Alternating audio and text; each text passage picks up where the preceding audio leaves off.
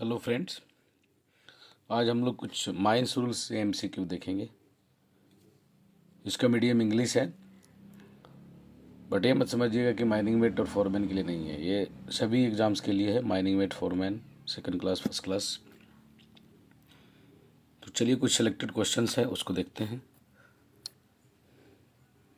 First, mines rule 1955 is effective from. ये कब लागू हुआ? 2 जुलाई 1955। ठीक है फ्रेंड्स, माइंस रूल 2 जुलाई 1955 को लागू हुआ। Second, under which section of the act mines rule 1955 has been made. किस सेक्शन के तहत रूल बनाया जाता है? रूल आपको सेक्शन 58 के तहत बनाया जाता है। और 57 रेगुलेशन। 57 सेक्शन 57 के अंतर्गत आपको रेगुलेशन बनाया जाता है। 58 रूल्स और section 12 committee, very very important. और section 22 power of inspector when cause of danger not expressly provided against exist. बहुत बड़ा पावर है चीफ इंस्पेक्टर का। ये सेक्शन लगा दिया तो आपका काम बंद करा देगा। वायलेशन लिख के जाएगा, आपको 15 दिन का समय देगा, आपको उसको रेक्टिफाई करके रिप्लाई देना है विद इन 15 डेज। ठीक है friends, next, calendar year means a year from the first day of January to the first day of December, a year from the first day of April to 31st day of March, a year from the first day of March to the 30th day of April, a year from the 31st day of January to the 31st day of December. None of the above. Year from first day of January to the 31st of December, इसको calendar year बोलेंगे।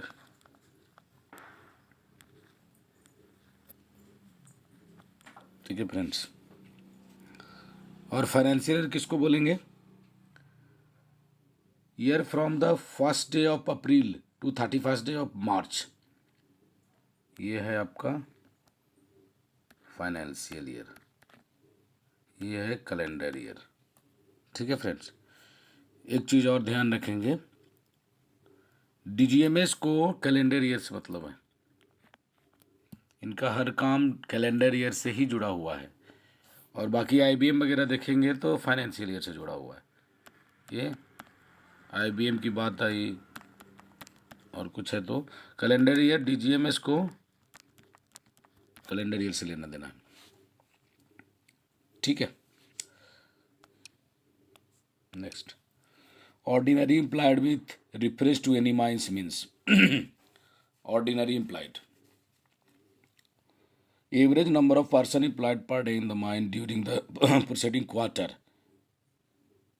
divided by number of man days. Average number of persons employed per day in the mine during the preceding quarter divided number of days. Average number of persons employed per day in the mine during the preceding calendar year divided by number of man days. Average number of persons employed in the mine during the preceding calendar divided by number of manpower. Friends, preceding calendar year divided by number of man days. समझ गए? इसको हम लोग ordinary employed बोलेंगे। Man days तो समझते होंगे ना, जितना नंबर ऑफ मैन पावर है multiplied by number of working days. ठीक है ना friends, next, the term of office of the members of committee constituted under section 12 of the act shall be blank space from the date on which their appointment is notified in the official gazette. जब से आपका नियुक्ति हुआ उससे 3 साल आप member रहेंगे। Term of member two clause C, इतना सेक्शन 12 को आप पढ़ लेंगे बढ़िया से, बहुत ही इंपॉर्टेंट है सेक्शन 12। इससे 6 से 7 क्वेश्चन एवरी टाइम पूछा जाता है। आप सेक्शन 12 को क्लियर कर लीजिए बहुत अच्छे से। कौन इसके चेयरमैन होंगे, कितने मेंबर्स होंगे, मालूम है ना चेयरमैन कौन होंगे? सेंट्रल गवर्नमेंट से का जो ऑफिसर रहेगा, सेंट्रल गवर्नमेंट में काम कर रहा हो, वो अपॉइंटेड बाय सेंट्रल गवर्नमेंट, वो आपका चेयरमैन होंगे। ठीक है ना फ्रेंड? दो आपको ऑनर, टोटल 8 रहेंगे। 2 ऑनर्स को रिप्रेजेंट करने वाले रहते हैं, 2 माइनर्स को रिप्रेजेंट करने वाले रहते हैं। ठीक है फ्रेंड्स, आप उसको अच्छे से पढ़ लेंगे। सेक्शन 12, चीफ इंस्पेक्टर भी उसके मेंबर होते हैं। मतलब ठीक है फ्रेंड्स, आगे बढ़ते हैं। Consider the following statement with respect to committee. Chief inspector shall act as the secretary to the committee. A member other than chairman may resign the office by writing under his head address to the central government. A member absent from India for a period longer than 6 months, he shall tender his resignation. क्या है friends? Chief inspector shall act as the secretary to the committee.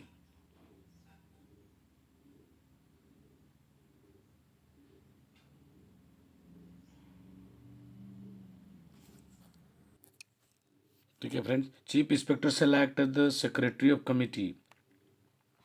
Wrong.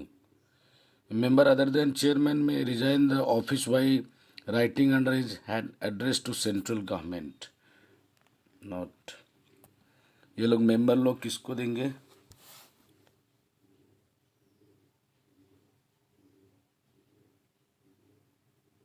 Chairman को देंगे। A member absent from India longer पे 6 months correct answer.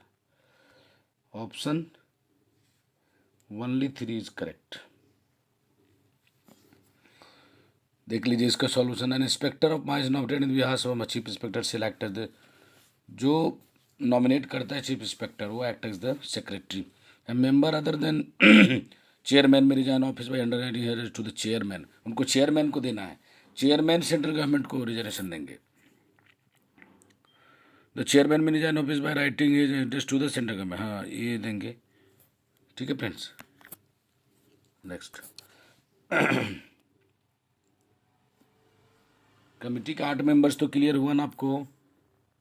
Central government का employee chairman होगा, chief inspector होंगे, 2 honours को represent करने वाले होंगे, 2 miners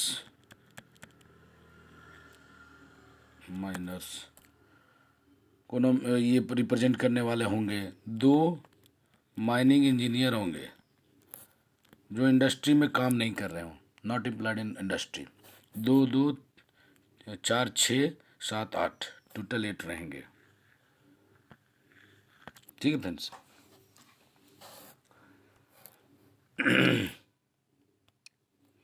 Seven, the secretary to the committee shall give at least blank space clear notice to every member of the committee present in India.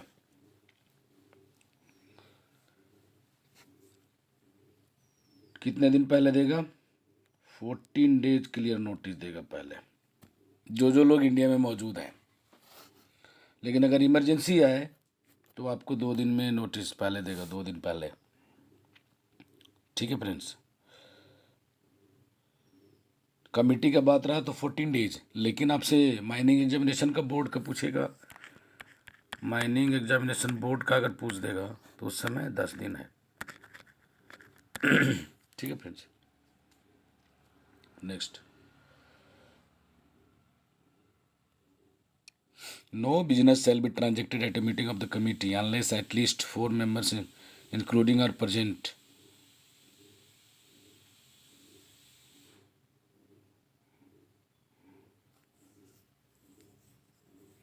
At least 4 members are present.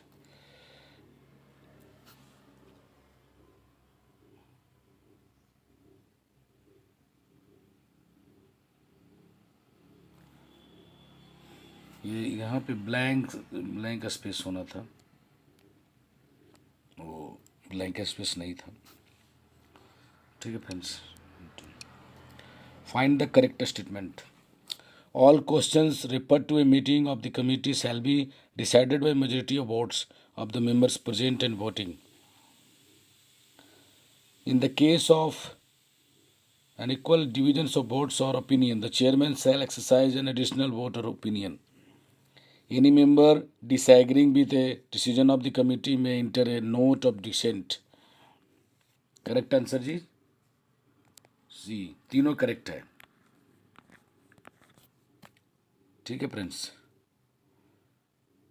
जो भी question decide होगा majority of votes होगा। अगर equal opinion है तो chairman additional vote देगा, वो deciding vote होगा। अगर कोई डिसएग्री है तो नोट आप वो लिख सकते हैं। ठीक है फ्रेंड्स, कमिटी बहुत इंपॉर्टेंट है, इसको जरूर अच्छे से पढ़ लीजिएगा। A court of inquiry direct recovery of expenses from owner when fines Paytm पर 20 accident is by the contractual operator, accident is due to carelessness of operator, accident is due to negligence of manufacturing company, accident is due to carelessness or negligence of mine worker, accident is due to carelessness or negligence of mine management। इनके कारण अगर कुछ carelessness के कारण accident होता है तो recovery honour से किया जाएगा।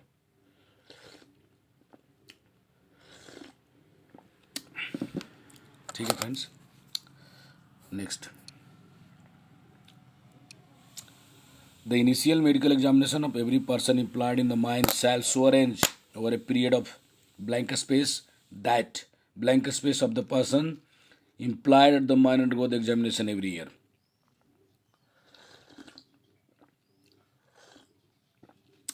चलिए ऑप्शंस को देखते हैं। 5 years 1/3, 5 years 1/5, 5 years all, 3 years all, 1। What is the answer? 5 year 1/5। हर 5 साल में करा देना है आपको, और ऐसा अरेंज करना है कि एवरी ईयर 1/5 लोगों का एग्जामिनेशन, पीरियडिकल मेडिकल एग्जामिनेशन हो जाए। ठीक है फ्रेंड्स, पीरियडिकल मेडिकल एग्जामिनेशन। ठीक है, next, persons who are engaged in the process of mining or mining of asbestos, periodical medical examination shall be done at least once in every blank space, and X-ray examination which shall be carried out once in every। तो PME कितना दिन में होगा? अगर asbestos का mining कर रहे हैं तो 12 मंथ्स करना है, एक्सरे 3 मंथ्स में करना है आपको। ठीक है फ्रेंड्स, एस्बेस्टोस का माइनिंग अगर कर रहे हैं तो आपको 3 साल में एक्सरे करा देना, और पीएमई एवरी ईयर होगा।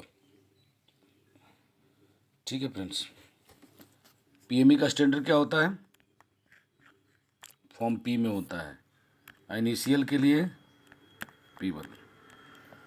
ठीक है, IME and PME are carried out by medical officer appointed for the mine, medical officer in the employment of the owner of the mine, medical officer employed in mines welfare organization, state or central government medical officer not below the rank of an assistant civil surgeon, any of the above, any of the above। Right answer is any of the above. कोई भी कर सकता है, medical officer जो mines में है, या medical officer जिसको ऑनर ने रखा है, या medical officer welfare mine welfare organisation में काम कर रहे हों, या कोई गवर्नमेंट, स्टेट गवर्नमेंट या सेंट्रल गवर्नमेंट का डॉक्टर हैं, मेडिकल ऑफिसर हैं, जिनका रैंक असिस्टेंट सिविल सर्जन से कम नहीं है, वो कर सकते हैं।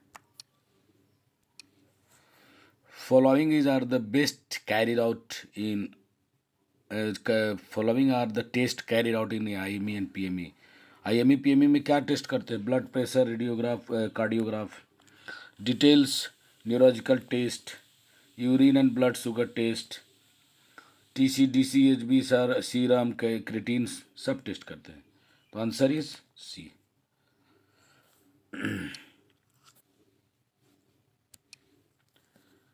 First notice by manager of the mine concerned shall give at least blank space prior notice in writing to the person to be examined in form in। First notice किस में देते हैं?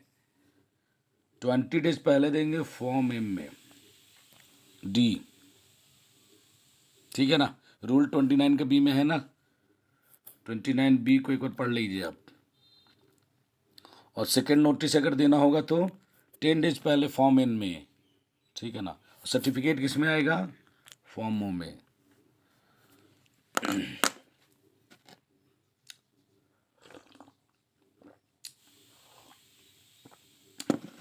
ठीक है friends, next, certificate of medical examination issued in form O. Form P में क्या रहता है? Standard of PME। एन में आप सेकेंड नोटिस जो देंगे वो, एम में फर्स्ट नोटिस जो दे रहे हैं आप वो है 20 दिन पहले, एन 10 दिन पहले जो देते हैं, ये आपको 20 दिन। P1 इनिशियल मेडिकल एग्जामिनेशन का स्टैंडर्ड है। ठीक है, 17 number, where as a result of an initial medical examination or of periodical maintenance a person have been declared unfit for employment in mines we may within blank of the receipt of him any of the certificate file an appeal with manager of the mine and request for a medical examination by an appellate medical board। कितने दिनों में apply करना है आपको? Within 30 days आपको apply कर देना है। अगर अनफिट आपको कर दिया गया, आपको लगता है कि हम अनफिट नहीं है, तो आप अपील कर सकते हैं मैनेजर के पास। तो क्या होगा, जो 29K है जिसके अंतर्गत अपीलेट मेडिकल बोर्ड बनाया जाता है, उसके पास मैनेजर आपके अपील को, अपील के तहत री एग्जामिनेशन को अरेंजमेंट करवाते हैं विदिन 30 दिन। उनको भी 30 दिन के अंदर कराना है अरेंजमेंट। आपको 30 दिन के अंदर एप्लीकेशन दे देना है, अपील कर देना है। आप अपील करेंगे मैनेजर के पास, वो भी 30 दिनों के अंदर करेंगे। जब आपका अनफिट और रिजल्ट आया, ये मैनेजर अपीलेट मेडिकल बोर्ड में के तहत जांच के लिए आपको 30 दिन के अंदर उनको भी अरेंजमेंट करना। ठीक है फ्रेंड्स, रीड द स्टेटमेंट, थोड़ा सा छोटा हो गया। Read the statement in related to appellate medical board and select the correct statement. Medical officer employed in DGMS shall act as a convener. Appellate medical board may be consisted with 2 persons only.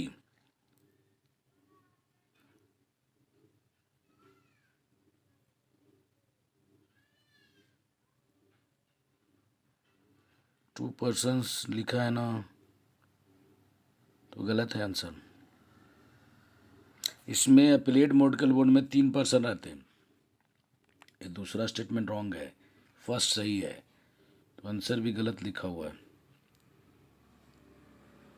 एक ही answer सही है, वो है ए। ठीक है, DGMS का एक medical officer रहेगा, 1 मेडिकल ऑफिसर जो एलोपैथिक मेडिसिन में है, नॉमिनेटेड बाय चीफ इंस्पेक्टर, वो भी एक रहेगा। जो कहीं पे वेलफेयर ऑर्गेनाइजेशन सेंट्रल गवर्नमेंट का काम कर रहा हो। 1 मेडिकल ऑफिसर स्टेट या सेंट्रल गवर्नमेंट का होगा, not below assistant civil surgeon. तो 3 लोग रहेंगे अपीलेट मेडिकल बोर्ड में। ठीक है फ्रेंड्स, तो थैंक यू फ्रेंड्स, और वीडियो लाऊंगा। अभी और क्वेश्चंस है, नेक्स्ट वीडियो में करेंगे उसको। Thank you.